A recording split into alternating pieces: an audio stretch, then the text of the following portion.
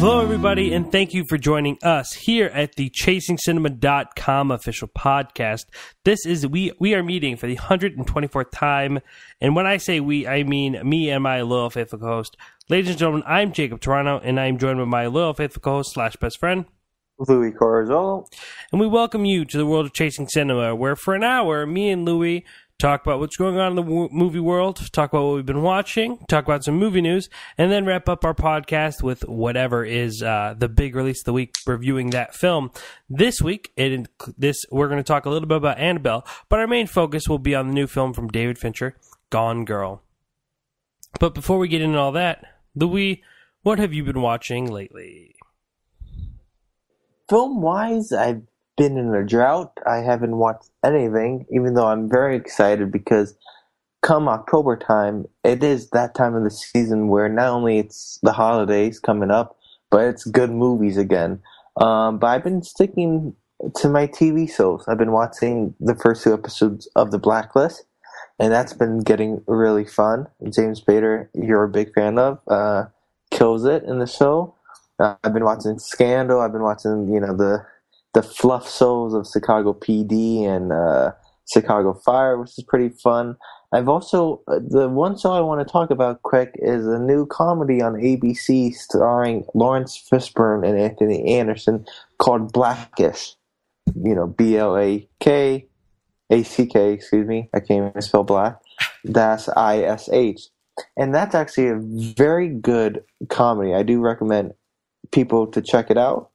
It is funny. It's a different perspective because how many times have we seen a comedy show where it's told from the right perspective? Look at Modern Family, a show that I do like, but you don't get too many diverse opinions on that show. This one provides a different look on Middle America, and Anthony Anderson is very funny. The kids are funny. The cast is good, and it's definitely relatable. So I've been watching those shows, enjoying time. SNL is off to its 40th season, so that's been fun. They've been airing old episodes at 10 o'clock, and that's crazy to watch. This past Saturday was Steve Martin, and that was great to watch. Yeah, I saw them on my DVR. We record them, and every time it's a new one, it'll record, and it's been saying there's an older one. I believe the first one they did was the Richard Pryor one. Yes. And so me and Samantha got to get back watching them. We haven't started. I know it was Chris Pratt and then Sarah Silverman, right? Yeah. Yes. Yeah. So we got some catching up to do. And next week it's Bill Hader, so that should be fun. Oh yeah, I'm excited to see that one. Yeah. So is that all? Yeah, that's again TV shows and nothing, and some football and postseason baseball for me. Well, out of those, which one has been the most good and why? For which one? The shows I've been watching? Whatever you've been watching, yeah. What has been the most enjoyable? I think. Well, I'm going to bring up 2 fast. I think I'm very, very satisfied with Chicago PD. Okay. I think that gives you a fun. Same type of procedural as Law and Order, or kind of maybe a CSI, but more grit to it. And the cast is fantastic, and it's just a fun show to watch on a week-to-week basis. I think they do a very well job of what they're trying to accomplish, and it does get you hooked in. But the show that's been growing is definitely The Blacklist. I'm a little disappointed in Scandal. The first 2 episodes has been not too exciting, even though, based on season 3, everything was going, back and forth and so crazy. That's probably hard to pick up that momentum again. So I guess this was expected, but from a show that was trying to be I envision it as a B type movie, where it's very, very soapy, very, very dramatic, and it does that very well. But now they're trying to be more serious and very more political, even though it is a show that takes place in D.C. and deals with the White House a lot. It never gets into politics too much or policy too much. The first 2 episodes, it feels like an episode of House of Cards when they're discussing the policies, but they don't do it in a way as House of Cards does it. You could listen to Kevin Spacey and the rest of the cast talk about the education bill or the healthcare reform and get into it because it's fascinating how they do it. Scandal, they're not in the wheelhouse when they do it that like that. So I'm kind of disappointed in that. But the Blacklist, again, James Spader and Megan Boone have great chemistry together, and they're putting their their foot on the pedal. So and this week coming up, Pee Wee Herman's going to be on it. So that's going to be Paul Reubens is making his. I guess when was the last time you seen him in something other than Pee Wee? Do you know? Well, I know he's recently been Pee Wee. Mm-hmm. Like he's been taking that role on, but as like a character, I feel like there was something quite recent. Well, man, because I'm trying to think. I honestly can't remember at all, and he's going to be on it, so I'm sure that's going to be so fun to see him on the show, especially if he gets to interact with Spader. That should be. It will be fun, but. Yeah. Definitely. I'm pretty sure as of just recent, he's been really working on Pee Wee again. Mm-hmm.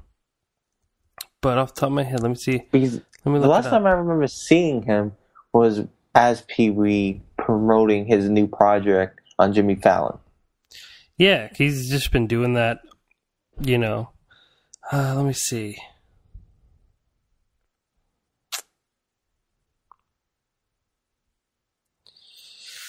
A lot of TV stuff. He was in the Smurfs. The Smurfs 2. That was, I guess it looks like his last film. He was in the first Smurfs. Yeah, I mean, he's just been doing a lot of TV type stuff. Mm-hmm. But it looks like, everything he's been doing recently have been a lot of, if not a TV show voice, it's Pee Wee Herman stuff. Yeah, so that should be interesting. Yeah, so, I mean... I've always enjoyed him, obviously even in Blow and stuff like that, so... Yeah, he was good in Blow, actually. He was good in Blow. Like, a very small but very good performance. Yeah, definitely went unnoticed. So... Alright, is that it? Have you watched Gotham? I've caught the first episode, actually. Did not get on to the second one.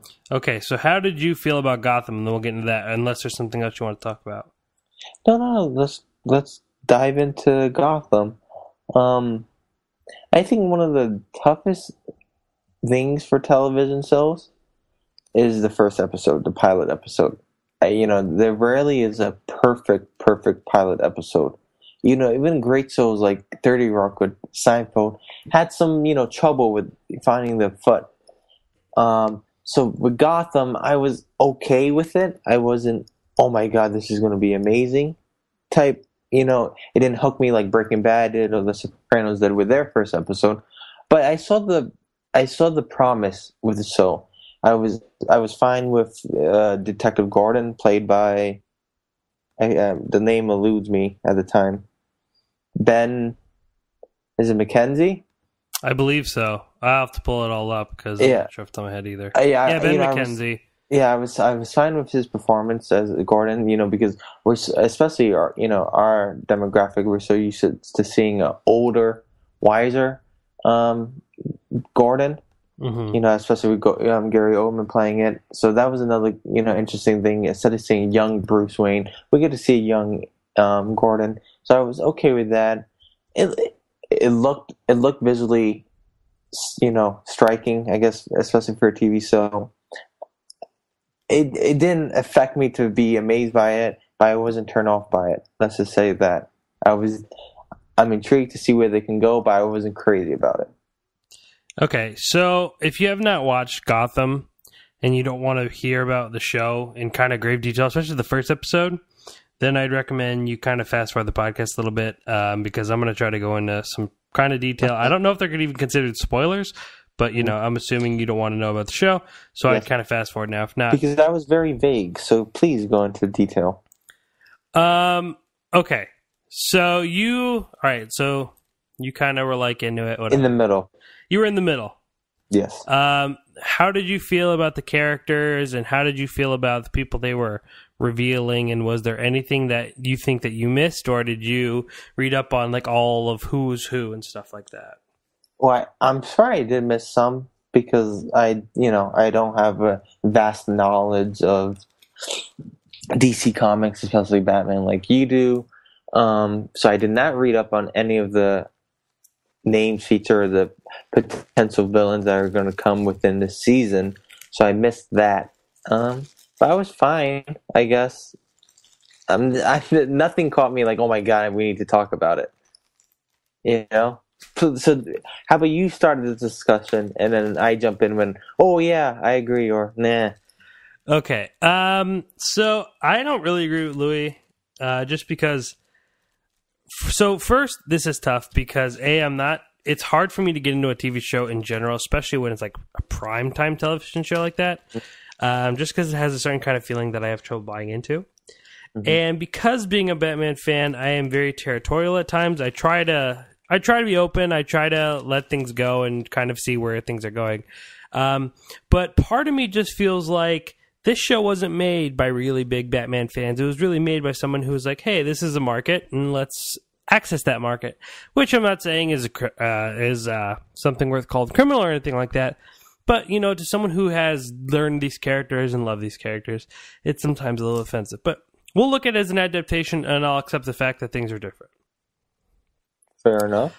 I think, personally, they've casted a more interesting Harvey Bullock than they have James Gordon. And I think that's a problem. Because if the audience's main interest is supposed to be James Gordon, the character we're supposed to understand with, then he needs to be a little bit more interesting. I found him very dull and still do. I didn't really connect to him at all. I mean, he wasn't terrible. I don't think the show was terrible. A lot of people thought I was just going to rip this show to shreds, which really isn't the case.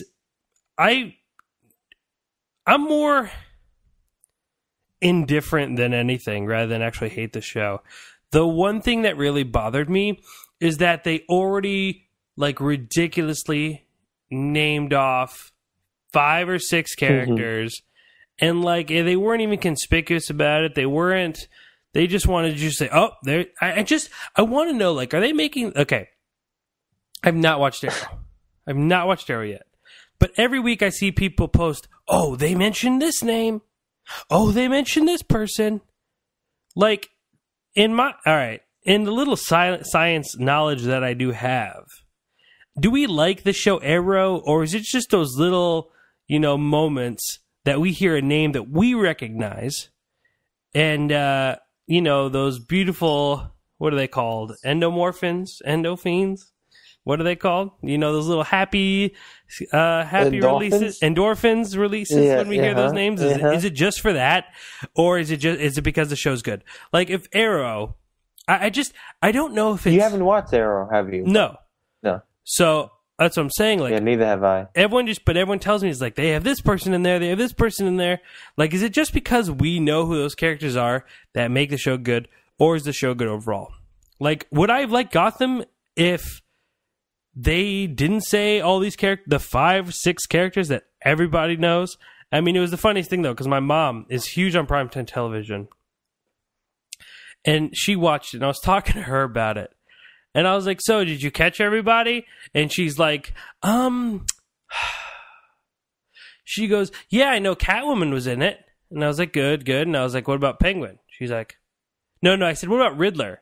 She goes, Riddler was in there? I was like, yeah, I mean, it's kind of, he's spewing out riddles every moment. Every other line. And she's like, oh, no, I didn't see that. And then, what did she say? Is there someone else? I'm trying to think now. I don't know if there's another person. I was like, what about this person? And she's like, oh, no. And then I was like, well, you saw the Penguin. And she's like, the Penguin? And I was like, Mom, they literally addressed him by that name in the show multiple times. She's like, no. No, they did not. So she's like, Jay, let's watch it again and let me watch with you. But, and then we're watching the show, and she's like, I'm just trying to find out who this little girl is. I was like, Mom, that's Catwoman. You said you saw Catwoman. She goes, oh, I thought Jada Pinkett Smith was Catwoman. I was like, oh my God. She was cracking me up. That's amazing. But anyway, so all right, I think that I honestly think the best character out of Gotham right now is the Penguin. I think he is the most kind of believable character. I think he is the most interesting. However, completely different than what we expect the Penguin to be. The Penguin, even though some of you might know Penguin as Danny Elfman's Batman Returns, where he lives in the sewers and things like that. Kyle Alzapot, I'm sorry. He is a rich businessman, a politician. He is someone that is much of elegance, and though he looks very, very disgusting, he is someone of power. And it's just weird seeing him as a kid and kind of going through these things where he's basically like Fish Mooney's little right-hand man. And anyway, and then the Riddler is working for the police department, which is just strange, and they're like, how can we make him the Riddler? Let's have him do riddles. I would have much rather have them called him a different name. Like, they're calling him Edward Nygma, and I don't know if people actually think his name was Edward Nygma from to begin with. I don't believe that. There is kind of a debate if it was Edward Nygma, but so what I believe, the books that I've kind of come to adapt his name's Edward Nashton, and I would have loved them to call him Officer Nashton or Detective Nashton, and then eventually reveal that he was Edward Nygma, who would eventually become the Riddler. But they didn't do that, of course, because they wanted you to be excited. Yeah, that would have been smart about. Catwoman, I mean, she hasn't really talked or anything, so I don't know what they're really going to do with her, but she's still a girl.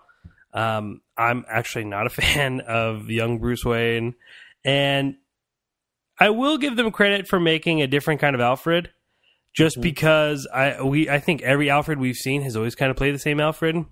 Like in some of the comics, honestly, in some of the comics, Alfred is not the Mr. Bruce, it's okay, like very comforting, type character that we usually know him as. Like, he's literally like, keep your chin up, keep your head up, as soon as his parents passed away. And this Alfred kind of resonates that, even though he's Australian, and I don't understand why. But whatever. Whatever. Again, like something small that just was like, what? It bugged you. Yeah, but I don't know. Like, see, the thing is, I don't see Alfred, I don't see Bruce Wayne. Again, I think Harvey Bullock is more entertaining than James Gordon. I think Jada Pinkett Smith, it's like the show is very much like Spider-Man 2, where it's like sometimes really comic booky and over the top, and like the lines of dialogue are like ridiculous and cheesy and just like, what? And then there's moments where they try to be like a real, drama thriller type thing. Not so much a thriller, but like a gritty type crime series. And it's just like, you guys need to figure out what you want to do. I watched 3/4 of the second episode, kind of dozed off, just because it's not my thing. Like, that's what it is. It's like Gotham was not made for me. Gotham was made for a much wider audience, for people who are like, oh, I kind of know that person. Like, sure, it's meant for Batman fans because there's so many things. Like, for instance, but some of the stuff that people pointed out were like, oh, and I was like, what? Like, for instance, there's a scene in the first episode where Harvey Bullock says, I got some news, meet me on 4th and Grundy. And there's a villain in the Batman universe called Solomon Grundy, and I was like, oh, what is that? What is it? What do I care? Like, granted, there is a villain named Solomon Grundy, but I'm supposed to praise them for throwing in the word Grundy? Like, you kidding me? I was like, and then there was like, these girls in Fish Mooney's like club. There's these girls who look kind of like Harley Quinn. And they were like, Harley Quinn strippers. And I was like, yo, like, that's such a far jump in the first place. Like, they do not look like Harley Quinn, in my opinion, but whatever. So, I don't know. I just feel like the thing Sorry, go ahead. I just feel like the thing about these shows are for people to be like, oh, I know that person. Oh, I know this person. And to feel like they're a part of, they feel like they're inside, they're in on something that the rest of the cast is not. And I mean, if that works for them, go ahead. More power to you. Enjoy Gotham. But for me, like, this is totally not what I like, and especially when it's something so near and dear to my heart, it just makes it harder to get through. Yeah. And especially for all the younger fans who grew up with the Nolan Batman films, and maybe not the DC comics or the the Tim Burton Batmans and what have you. This could be another way for them to get into Batman too, so it's probably made for more for people like that than diehards. How did you like Jada as Fish Mooney? Because everyone's raving about her and her performance. I don't think there is one performance in this show that's worth raving about. Yeah. I don't know if it's their fault, but I think a lot of the dialogue's like honestly, when I think about her, I can't even remember who she was talking. Well, she was talking with Harvey Bullock, but some of her dialogue is just so over the top and so like overemphasized. It's like, oh God, this is such like a television show, like just so poorly acted. And it's just like, this isn't what TV's like anymore, man. Like they made a television show for the 90s, like the late 90s, and it's like not the 90s anymore. And they need to like learn that, you know, television can be really, really well made and really well shot and really well acted. But I honestly do not see an actor in there that's bringing it, or I'm like, wow, they're like changing the rules. Like I mean, people are going to enjoy Gotham because it's, what is it called? A pre-enjoyed subject. So they're not really I'm sure they don't have to worry about being canceled or anything. But to me, like the chance of me wanting to watch Gotham again, it's slim to none. Like I'm sure I'm like, oh, on Gotham, they mentioned this person. Oh, Pamela Isley. That's who the other character was.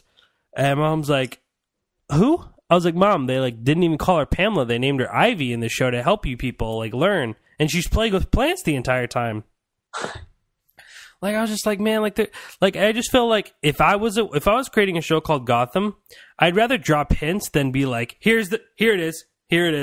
Like that's what I felt like they did. They were like, instead of letting the audience kind of put two and two together or be creative and kind of like reveal later on in the show, they're just like, all right, here's an arrow and put a sign, wear this sign around your neck and tell them who you are. Like, oh, this character likes riddles. I wonder who he's going to be.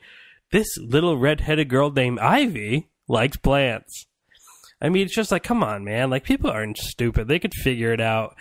And like just small and it's the thing, like, so as I told many of you, I was watching the show Avatar: The Last Airbender that had a huge fan base. And then when that film was made, so many people hated it because of the small, ridiculous changes. Like, in the show, is named Aang, but in the movie, they call him Ong. And, like, that annoyed so many fans because it was such an unnecessary change. I feel that way about this show.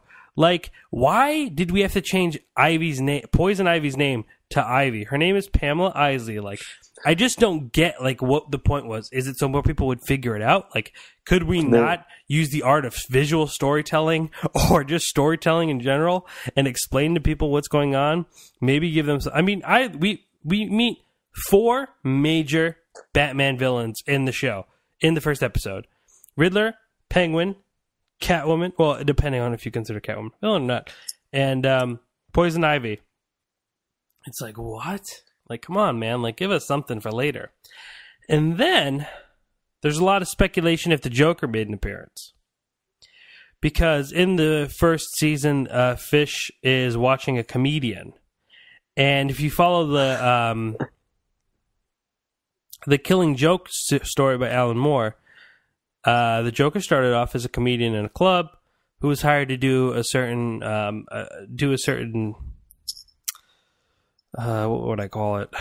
Certain crime or a certain subject. He had to do a job, and that's what kind of mishaps and leads him to becoming the Joker. So people were hinting at that, and then I read that the writer-producer was like, well, that might be the Joker, but there's going to be a lot of Joker stuff coming ahead. And I'm just like, all right, whatever, man. Like, honestly, I just feel like it's not even like I'm mad at the show. I hate the show.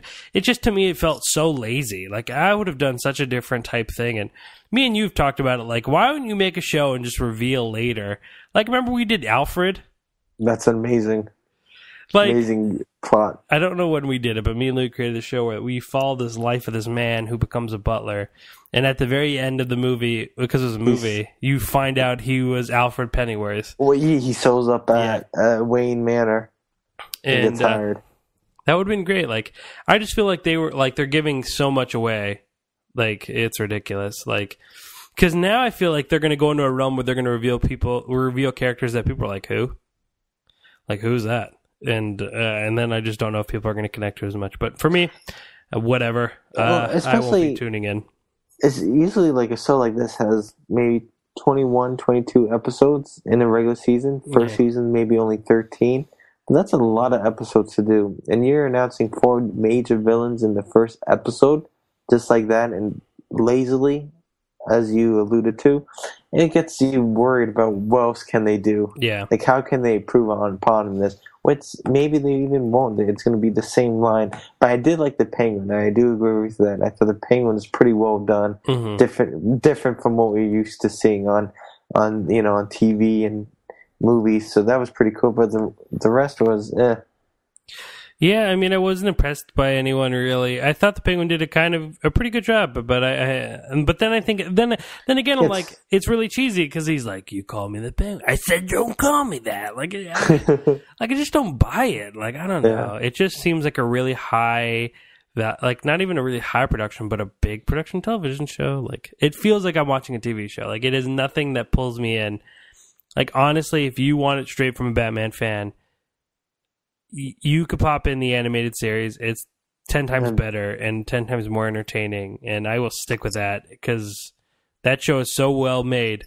You know, well, Gotham is a show you just put on for maybe some background noise, do some chores, do some homework, and every time you hear a name you recognize, you just pull your head up from the book, look on the screen. Oh yeah, cool, the Joker. But I mean, do you feel the craving to watch another episode? Like, can you go the rest of your life without ever watching a Gotham episode again? Personally, yes, I can. I don't need to watch this show, but I from the reviews I read, and I think the ratings has been pretty good to great for them so far. You know, I think it's a show that's going to get another season at the very least, maybe even more. So maybe 2 years from now, if they stay on the air, maybe they have a different way to go about it where they could improve. I just feel like it would have been much smarter for them to take the Smallville approach. Not even Smallville approach, because Smallville was kind of that same realm. Like I never really got into Smallville just because, like, forget Superman. But everyone loved forget it, Superman. But like, look at the shows around you and take that serious approach, or take like a really different approach to the story. I just feel like they were like, let's make a Batman show. And they did it like in the most uncreatively ways possible. Like I just feel like you could have went so many different ways and told a real interesting story. But I guess another thing we need to bring out, it is on Fox, and I can't tell you the last time the Ramsey Fox Network. Yeah, the Gordon Ramsay Network had a great drama. Yeah, I don't know, X-Files back in the day. So maybe that's another sign, because if this was like an AMC show, HBO, Showtime, FX, they give more of the showrunners liberty to do what they really want. Maybe this is the Fox executives, okay, put her name as Pamela Ivy, make her play with plants, all of this. And it does hurt the show. Yeah, I mean, and that's a really good example, too. I don't know what you said that made me think of it, but like, why? See, to me, like, I would have been like, all right, Gotham, let me tell you about the people of Gotham. And each season, concentrate on one character. And sure, have them run in with little characters, small people. And build up. And then, on your season finale, you know what you do? You introduce the next character. And then you go through their origin story. Like, I would watch, the origin story of Catwoman and James Gordon and Harvey Bullock and the Penguin and the Riddler. Like, that's 6 seasons right there, 5-6 seasons, I mean, it's just, you're intertwining it and you're giving, like, I mean, there's so much that happens in the first episode. Like, what are you guys going to do in 2 seasons from now? Like, you guys aren't thinking that far ahead, I feel like. Yeah. And, but whatever. I digress. Yes, enough of Gotham. Enough of Gotham. Please. So, we're going to hop right into movie news, because we already took up a good chunk of time. So, Lou, what do you got for movie news this week? Okay, let's move right in. Let's not waste any time, since it is a Ben Affleck week, if you will, with his new movie again released this past week, him being on Jimmy Fallon, him filming Batman vs. Superman. He has another movie in the pipeline. Ben Affleck is in talks to star in an action thriller, The Accountant. And this is from Variety. He will take on the lead. It's been developing at Warner Brothers. It was written by Bill Dubuque. Please forgive me on the pronunciation. But let me quote Variety here. The original story is a simple one. A mild-mannered accountant moonlights as a lethal assassin. Ooh. The project has been in development for years. At one point, Will Smith was signed on to star when it was with Sony, and at that time, Mel Gibson was attached to direct. I don't think he is any longer, but Ben Affleck is definitely in the lead, and maybe the Warrior director Gavin O'Connor might be the top choice to direct this film. I liked Warrior, and I like Ben Affleck, so it sounds like a plan to me. Sounds like a little... yeah, I don't think you're going to like this movie, but it seems like a action thriller where, I'm a normal guy, but at night I just kill people. You know, it sounds like something maybe Liam Neeson would do. It sounds like Ben Affleck, and that's kind of all I need. Oh, that's so sad. No, Okay, I'm kidding. done. I'm done. Let's move on. This is very interesting. So we know Netflix has been big in TV with Orange is the New Black and House of Cards, right? They dominate Emmys with a lot of nominations. Maybe not a lot of wins yet, but a lot of nominations. Right now, this past week, they signed a 4-film deal with Adam Sandler. So now Netflix is getting into making their own movies, and the first big star is going to be Adam Sandler with 4 films going to be direct right on Netflix for your streaming comfort. There's no information on what films, if they have any films yet, but it's going to be Adam Sandler and it's Happy Madison production. We're teaming up with Netflix to develop 4 films. That's crazy. I want to kind of talk about this in depth. Yes. So, do you have any more movie news, and then we'll come back to this? Okay, yeah. This is fast. Okay. Two fast movie news. Fans of Pirates of the Caribbean 5, be excited. They're going to start filming in February 2015. If you live in Australia, get ready. You're going to see Johnny Depp up close and personal. And this is probably the funnest movie news of the week and the craziest. There has been long talks of a Baywatch movie. It's been confirmed. It finally has been confirmed that there will be a Baywatch movie. And you know who confirmed it? If you're some man, la la la la la, what the rock is cooking. Yeah, you got that right. Dwayne "The Rock" Johnson on his Twitter feed confirmed that there is going to be a Baywatch movie, and he is going to be the star of this Baywatch movie. He promises there's going to be a little bit more action than the original TV show, but there you have it, The Rock going to Baywatch. How crazy is that? I was laughing. I was like, oh my God. How crazy is what? The Rock going to be in it? Or the fact that they're like, oh my God, we need to make a Baywatch movie. That's more shocking to me than anything else. Just everything, like Baywatch movie. I've heard they wanted to talk about it, so I guess it was in the back of my head. Like, oh yeah, I remember them talking about it. But then just have The Rock in it. It's just fun, man. I'm excited for it because I'm thinking like Pain and Gain type because that was close by the beach. So I'm thinking The Rock, kind of big muscle, maybe a little naive and ignorant, just saving people's lives. Oh my God! I'm kind of excited. Is it confirmed he's playing a lifeguard? Yeah. Well, I don't know. He didn't say, but I would hope so. Come on, we need him in those red trunks, running on the beach. Imagine him running. I'm curious if Pam Anderson or David Hasselhoff will be reprising a role. I think maybe I would hope a cameo. How do you not? At least a cameo, right? How do you not like that? But then again, you need to reboot the whole series to get young, fresh faces in there. So maybe at the end, and then you got to do the slow mo. You have to do the slow mo. Absolutely. I don't know. To me, that's one of those situations where it's like that's a funny idea on paper, and then I have to go see it, and I'm like, what the? Well, maybe it's so bad it's good. Yeah, I don't know. We'll see. Yeah, time to tell. Baywatch the movie. It's going to be so funny. All right. So back to Netflix. Back to Netflix. I also believe that they signed a contract to make the Crouching Tiger, Hidden Dragon sequel as well. Yes. Okay. That is correct. Now, I remember reading about this, and it's all over, too. And then, I really had a conversation about it because, I was in the kitchen working culinary masterpieces, making a fried bologna sandwich. Mm-hmm. And my mom came in, she's like, Jake, I have a question for you. And she asked me about it.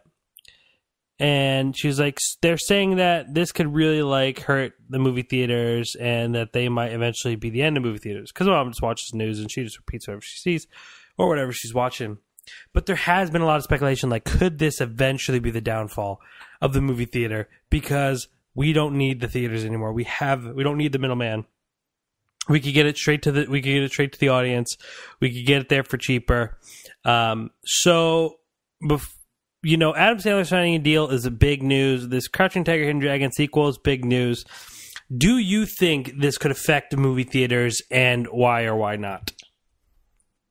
Granted, to some degree, I think it can affect movie theaters, but in the long run, I think going to a movie is a pastime for some, especially for us. We love going to movies, and I think there's millions of us still like going to movies because if you watch a Scorsese film or a Tarantino film, any director that you really love, either it's Paul Thomas Anderson or David Fincher, who we're going to talk about later in this podcast, it's nothing like watching their film on the big screen compared to your 32-inch, 60-inch TV at home. So in that regard, I think there's always going to be a market to go to the movie theaters, especially 3D films, Avengers 2. I think people would prefer to see a movie like that in the movie theaters than at home through the on-demand services, or like Avatar 2, 3, 4, 5, 6 when those films come out.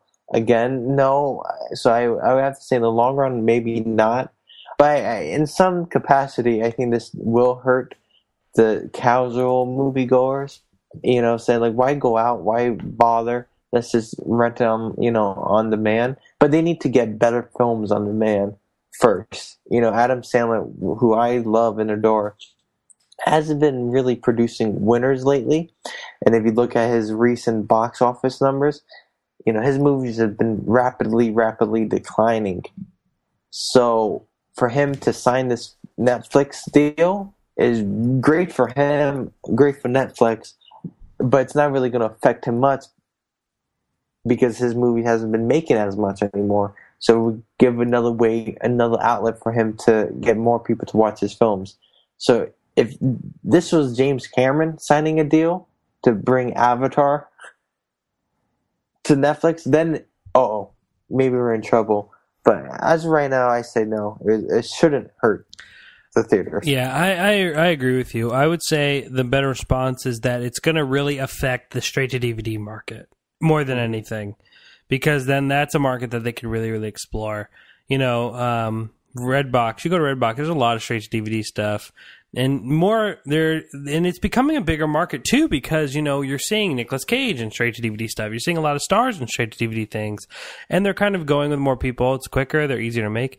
So now, if Netflix starts doing stuff like that, I think it'll be a lot more accessible, and I think it might work better. But my argument is that movie theaters, in my honest opinion, I don't think will ever die, and I hope they never die, because how much I care about movie theaters and things like that. But like you said, there's something about a movie theater that cannot just be replaced because of Netflix. But at the same time, I think that it does give people another option. And, it's very interesting to see where things will go from now, because granted, I am a movie fan, and as much as I love the theater, the thought of wow, a movie's coming out and I can watch it in the convenience of my own home is a nice kind of gimmick. It's a nice thing to be like, wow, it's really, really nice. But, as me and Lou have talked about many, many times on the show, that there's a very amazing experience when you sit in a movie theater. And for those of you who I don't really like the movie theaters, people talking and put their feet on the back of my chair and people are eating. And, if you watch a movie and then watch it again with the audience, it's a completely different experience. And it's an enhancing in the experience too, unless you have a Tree of Life situation. And if you don't know the Tree of Life situation, I'm sure you could find it, the podcast somewhere, where me and Louie talk in depth about our Tree of Life movie going experience.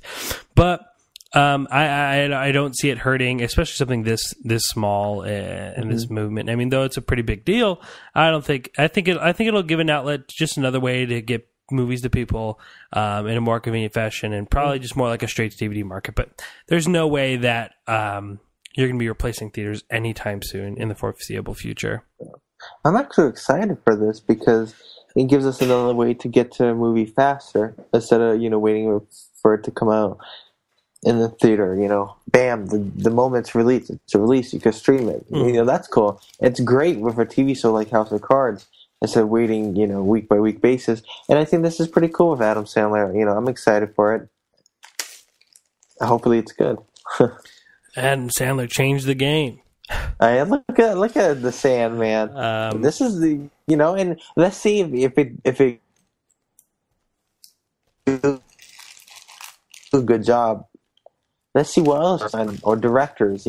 That's going to be like the real challenge. Having David Fincher, who already committed to House of Cards, commit to a film with Netflix. That would be okay. We're getting somewhere. Yeah. And I also just think that I feel like, if anything, it's going to be more.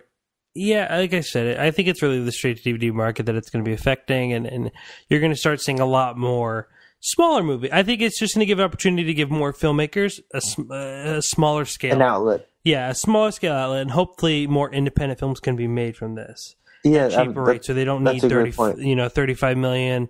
Even a $35 million budget, they could even do something cheaper than that, and we could start seeing some independent filmmakers do some work.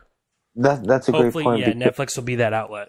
Because if you could get any films that are, you barely could see in the theaters on Netflix quicker and faster, that'd be great. Yeah. Because imagine having Short Term 12 stream right to Netflix when it was first released. Yeah, I thought that could have been wonders for its campaign during the Oscar season and of the award season. That'd be really cool.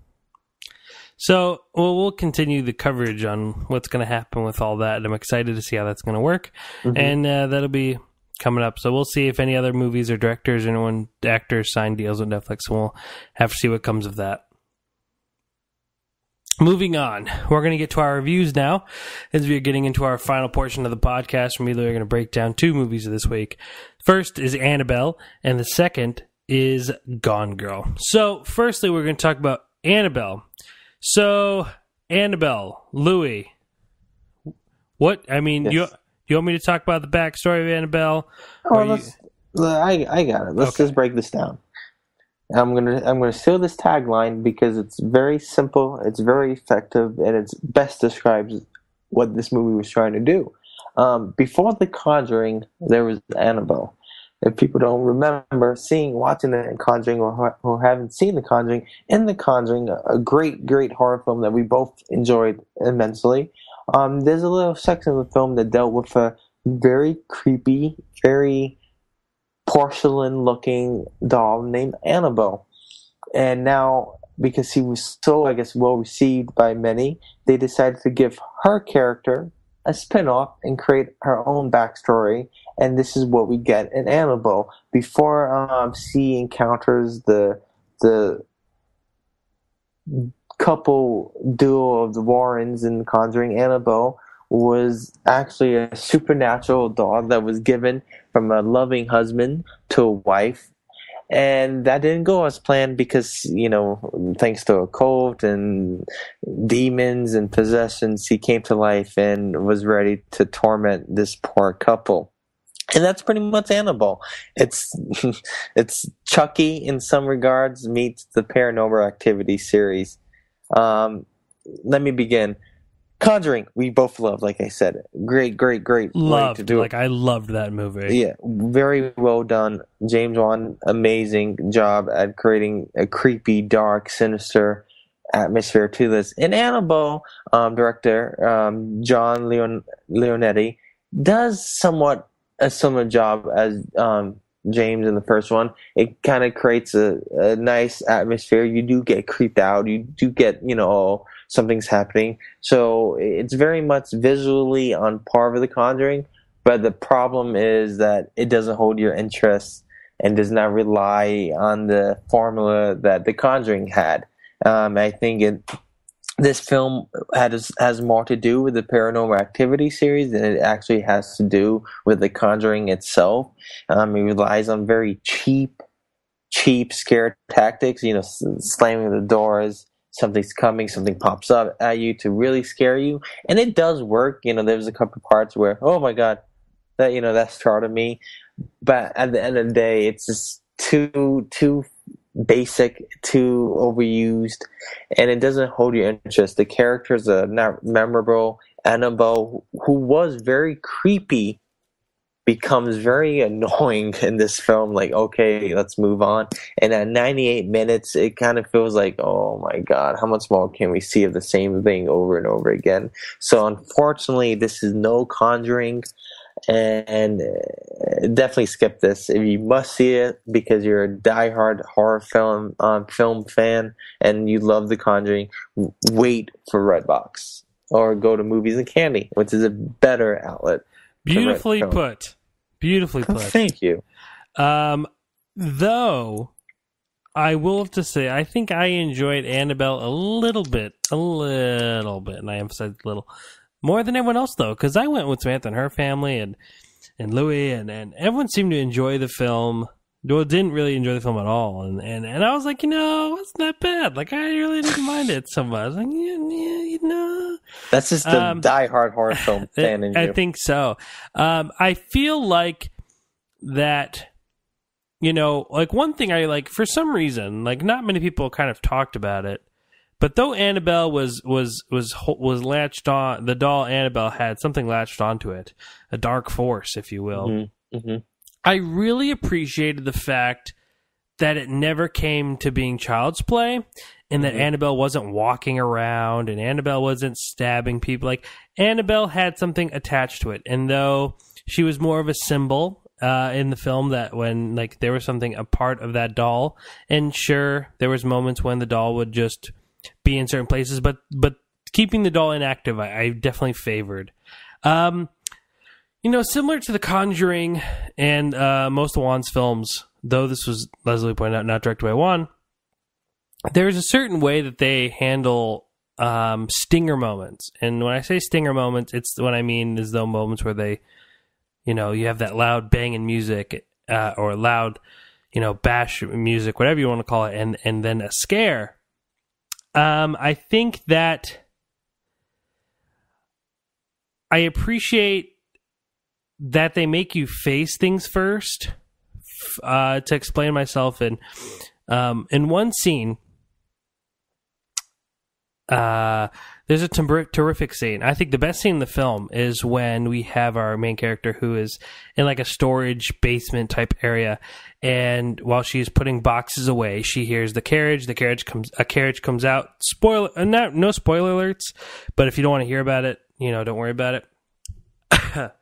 And a carriage comes out. She goes to look at the carriage that has like a crying baby coming out of it, and then she's grabbed.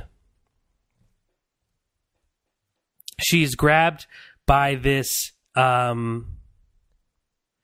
creature, and it's a black creature, and it has horns, and maybe the devil. At least a demon, maybe a devil. Mm-hmm.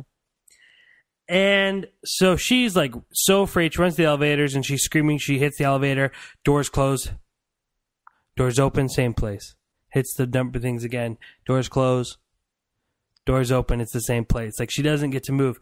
She finally books up the stairs. She goes to the stairs and she's going up the stairs. And this is the moment I'm talking about. Sorry, it's a big lead up. She turns and she looks. And the camera literally shows. It doesn't scare us. Oh, I mean, it scares us, but it's not like boom. It's not a stinger.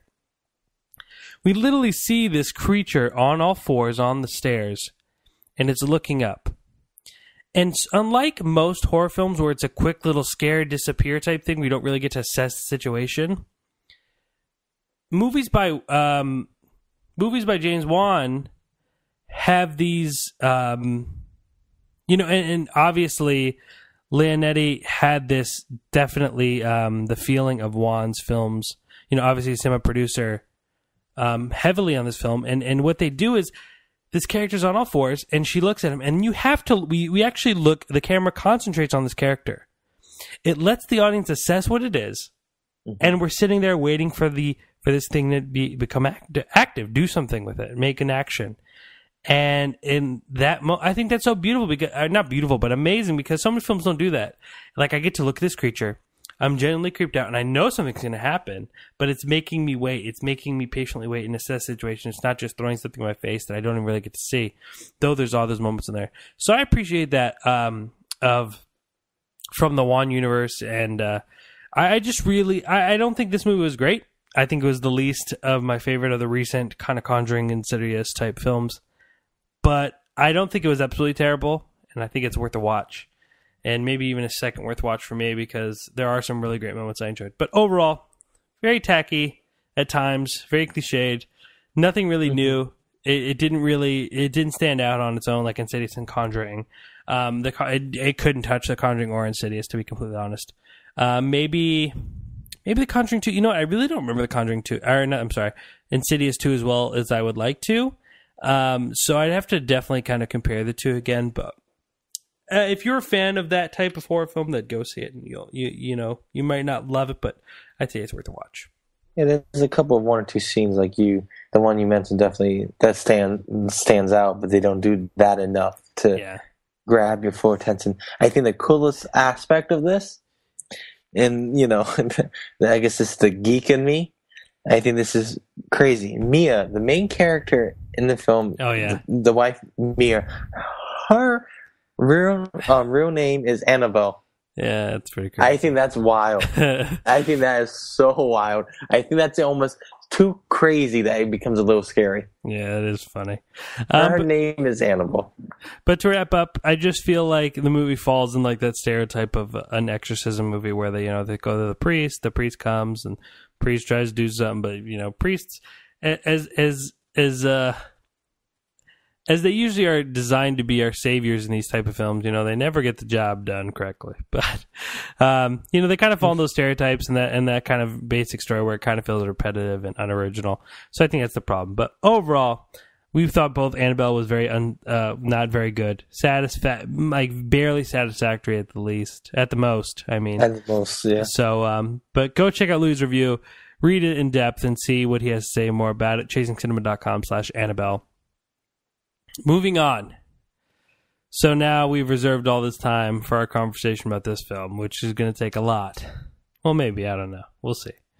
Because sometimes me and Louis say like, "Oh, it was good," and then we got nothing more to say. This is going to be a tough one, so we're probably going to have a spoiler section to talk about things because it's going to be kind of hard to talk about certain performances and certain things without getting into detail.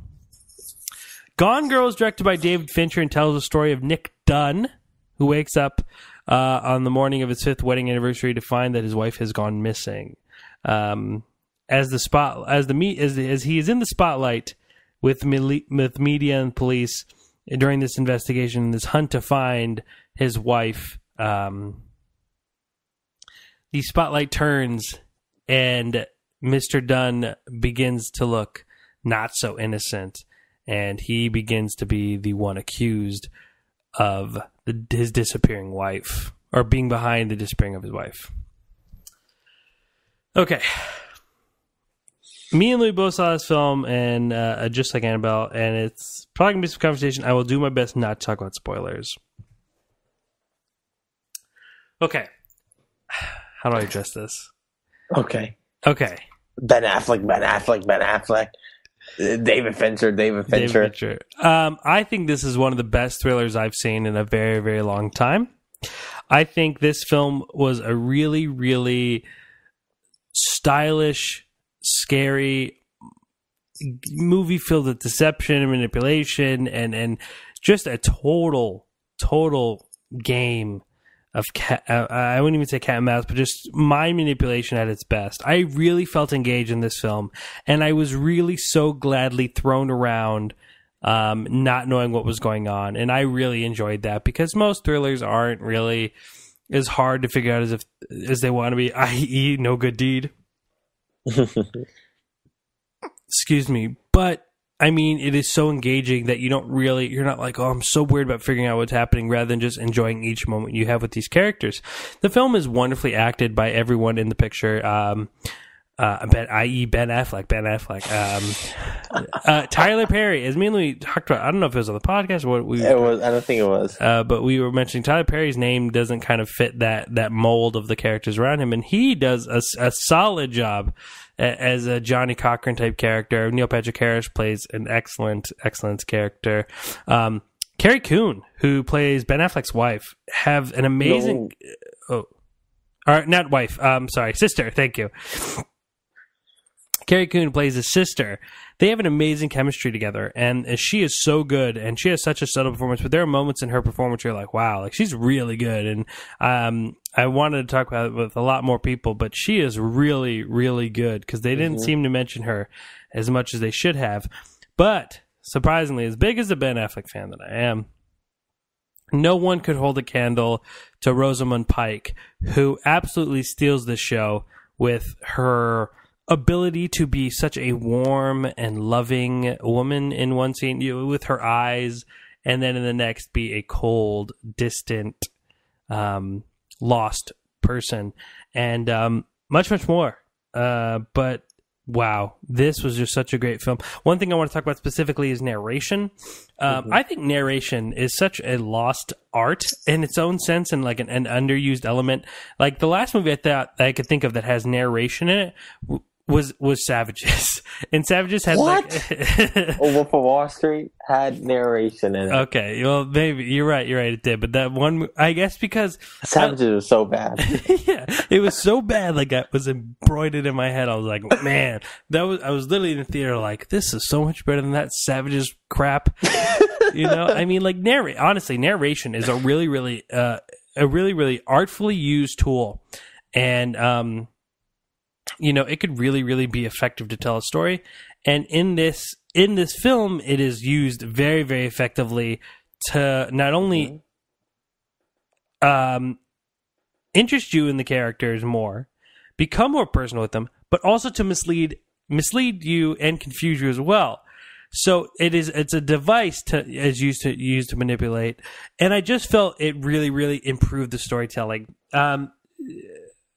To no surprise, the man who directed Seven and Fight Club and The Social Network created another amazing thriller amongst I would honestly say equally in the ranks as Seven. I mean, it is just an amazing film. I'm not sure if I'd say it was. If you have to pick one right now, Seven or this? That's honestly a tough decision for me. I think Seven has the edge a little bit because I think Seven has the edge. I can't put my finger on why right now, but I think Gone Girl is an equal is in the same ballpark, if you will. It's in the same league. Like I really loved Gone Girl, but Seven. I would have to say Seven just feels like it. Even though I said it's in the same league, like Seven is a whole different story. David Fincher's style. I think this film looks so amazing. And what I appreciated most is that even though this film gets absolutely chaotic and hellacious, if you will, it has the look of a very like a calm before the storm. The film never feels overpowering, like color tones, anything like that. Never feel overpowering or emotionally. It just feels very calm in the filming, even though everything going on is quite disastrous. I absolutely love this film, and I don't have much to criticize about. The one thing that I'm sure that me and Lou are going to have a discussion about is it going to be in spoilers, obviously, and it's going to be about the end. Because though we saw it at different times, and me and Louis haven't discussed the ending, and that's a big thing I want to talk about. But wow, I mean, such a great movie. What's so funny? No, this is you. I loved it. I really did. It was amazing. So. Yeah, I definitely enjoyed this film. I definitely love this film. David Fincher is definitely one of the great directors we have going right now. He's definitely at the top of his game. He has such a distinct style, the the moment you see a scene of his, it's his. And it's a beautiful style that he has a vast knowledge of cinema, and he knows when to use certain shots, certain atmosphere, technique, everything. He's a master of what he does. Watching this film, I definitely got a hint of like Alfred Hitchcock from it. Absolutely. I definitely think if Hitchcock was alive, this would be one of his favorites.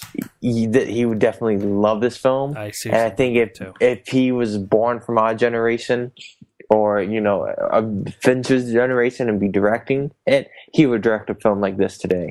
Like, this is like Psycho, redone, remastered, flipped, absolutely made. So I definitely got that and love that aspect from it. The acting was terrific. I'm not a big Ben Affleck fan when he's in front of the camera. When he's behind the camera, I respect him so much more. Here he gives a very nice, subtle performance.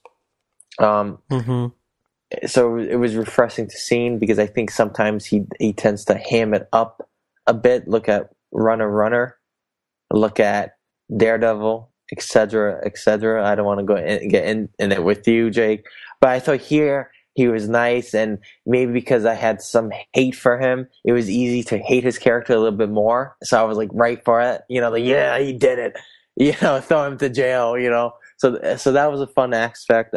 Tyler Perry, a guy that we joked. That's so funny, because you're like, if we would have saw it together, you are the damn media and everyone with I'd be you want to burn him with the stake, and I'm like, no, we can't let him tell his side of the story. Stop making assumptions. No, I'd be like, that smug bastard. I was so afraid to find out what really, really happened, and we'll talk about that in spoilers. Look at him smiling with those other ladies. He's guilty. Get him out of here.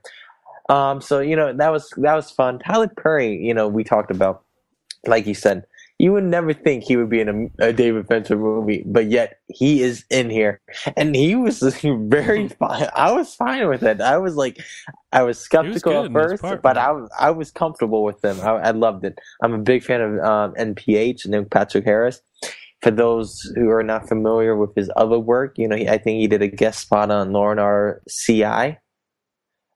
Criminal Intent, for those who don't know the abbreviations for Law and Order, and he played a creepy character in Law and Order, and it was amazing. So I knew he had some ability in him, and he fit great in here. But like you said, the star of the film is Rosamund Pike. She is breathtaking in this film. You can't keep your eyes off of her, and she definitely takes you on this roller coaster ride. I definitely enjoyed it. I did have some problems with it, minor problems. I think even though it goes by fast, it felt long at times. Like I kept checking. Oh my god, it's still going, and I don't know necessarily what could have been cut. I just think it's a film that definitely everything you see in this film is important. And I'm not saying it should have been cut down, because I can't think of a scene that needed to be out of there. But to me, it just felt a little long. That's, it's not that big of a problem. More problems I'm going to save for the spoiler section, because if I start talking about it now, I'm definitely going to give it away. So I don't want to do that. But I still loved it. It does mess with you. It does take you on a spin. David Fincher is a master of playing with your emotions and playing with your mind. He did this in Seven. He did this in The Game, and he did this again now. It's not my favorite Fincher film. I definitely think Seven has a special place right there. And I'm still a big fan of Zodiac. I think Zodiac is very underrated from his catalog, but it's a great film and a great thriller, and it's probably the best film we've seen thus far this year. So I would definitely check it out. It makes for a great movie to go check out, and then you can discuss afterwards, or your date or your family, whoever you see it with. It's fun. Yeah. Totally agree. I'm interested to see what you have to say, though. I didn't feel the same way about pacing, but like you said, it was a minor. It wasn't the pace. I know what you mean, though. Like I know what you mean. it just felt long for whatever reason. Like it was long. That's the thing. It was long. It was long, but I can't think of a scene where they needed to cut out. Like I agree with everything David Fincher did. By the same time, like, okay, it was long, So before we move on and talk about like in detail the spoilers of this film, I reviewed this film, ChasingCinema.com/Gone Girl. I gave the film a perfect score. Mm-hmm. I also believe there was a few things I didn't get into, but I thought they were minor enough to the point where it did not affect how I felt about the movie overall. Louis, what would you have given the film so they could kind of understand your... I think I would have given it probably a 3.5. Okay. And so again, like usual, Louis and I are...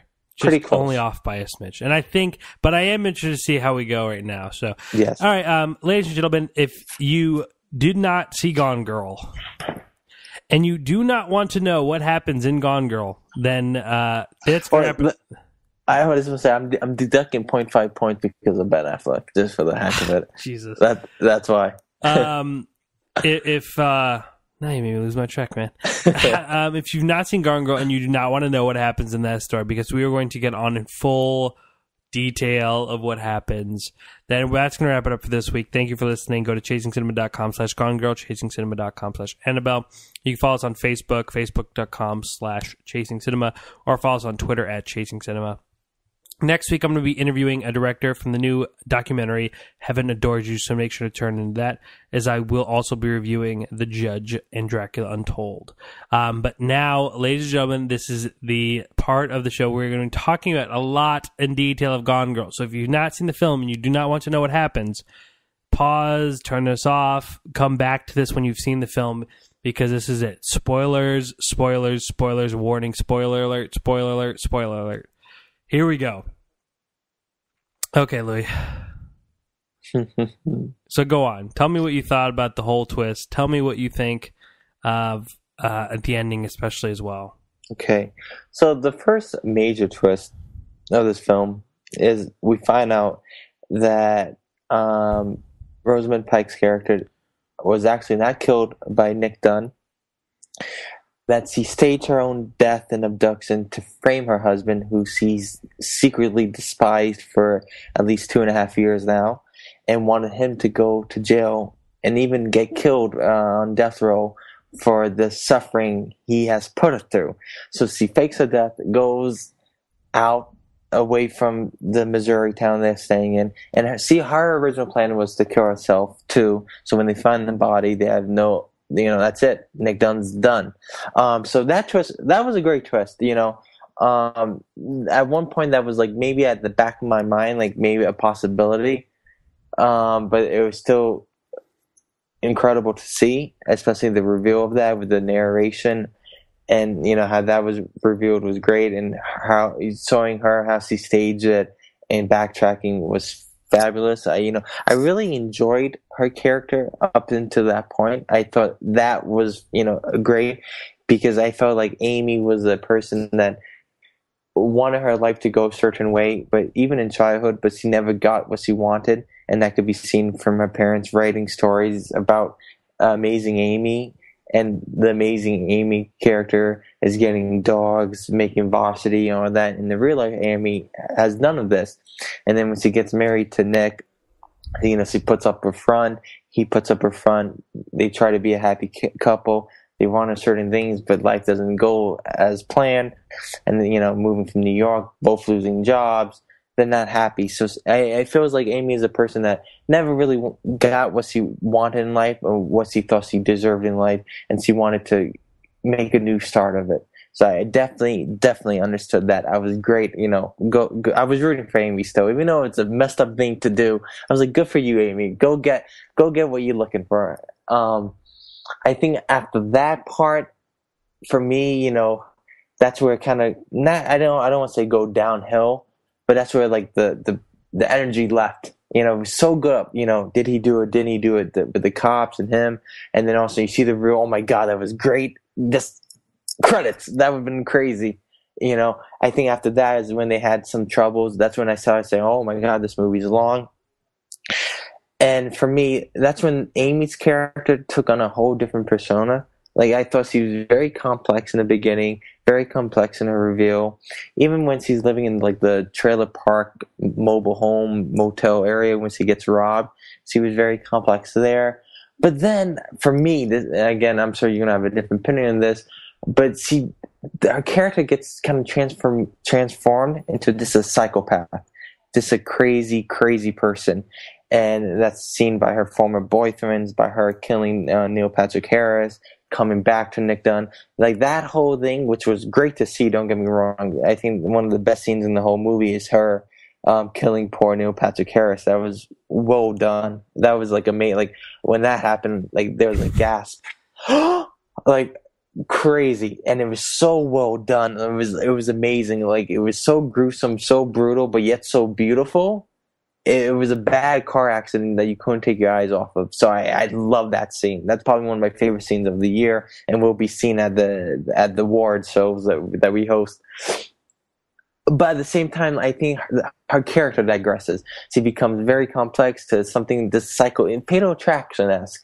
She's just a crazy psychopathic person that wants a child, wants this, and so that's my major problem for me. I understand her wanting to be this cool person for Ben Affleck, for Nick Dunn, and all this, but for her to go to all this lengths, it made her just seem psychopath, and I didn't like that. The ending I was kind of fine with.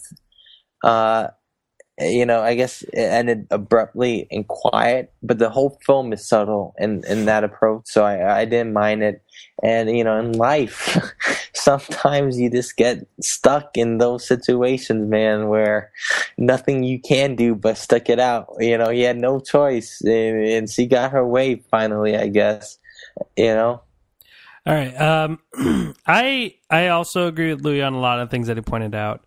I will say, I would totally agree with him. At a point, she kind of just turns into like a very consistent psychopath, and not as much as a complex kind of multi-personality type character that is going through changes and things like that. However, I think that evolves back before the film ends too. Like, I don't think it's just to the end of the movie. I think she kind of falls back in that space where you can kind of see that again, but in the moment of like having to survive, she does kind of become a little bit more of like a psychopath and things like that.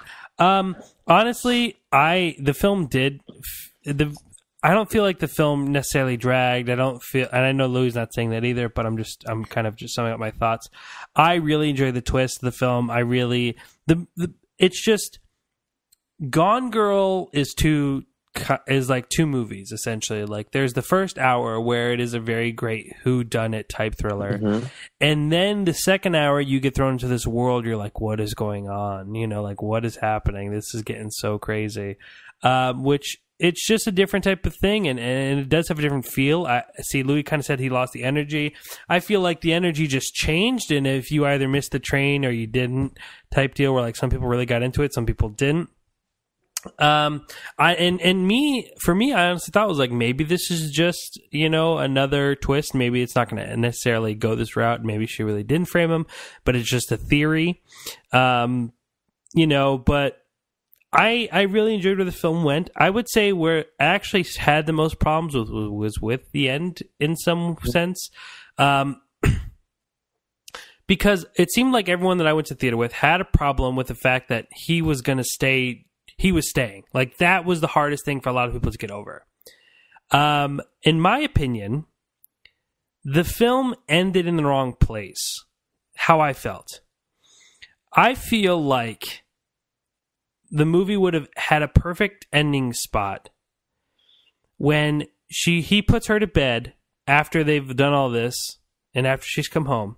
He puts her to bed. He goes in the guest bedroom. He locks the door. And he holds the cat. And I think that's where the film should have ended. Like, that's my major criticism, is I feel like that movie should have ended there, because it leaves it really open-ended. You're really unsure of what's going to happen with these two characters. And I don't know about anyone else, because a lot of people said, when I saw this, a lot of people kind of thought that, well, maybe you don't know. I was like, I honestly think there is a part of Nick Dunn that's like thinking about staying with her already. Like, I already thought that. I didn't need the upcoming incentive. And I was like, maybe he's going to try to kill her. Maybe she's going to kill herself and blame it on him now. Like, you know, or maybe Nick's going to say she killed herself because she couldn't handle the rape. Like, there is so many things that movie could have went. And I was like, wow. And that would have just been a perfect ending spot for me. I think the whole baby angle and how the film ended with the interview and how he just kind of says that he has to stay with her and him telling his sister, that to me just felt really kind of the unnecessary part where I was like, I didn't really need all that. I don't know if, and I honestly think it didn't help the film either. A lot of people were arguing if it was Neil Patrick Harris's kid, and I never got that impression. And I don't think, I mean, she literally says she has eggs, and you know, if she was raped, I'm assuming that same day I'm not sure how it works, but I would assume they give her something. You know, they give her something if someone has like the morning after pill. Yeah, something along those lines. Thank you. Yeah, you're welcome.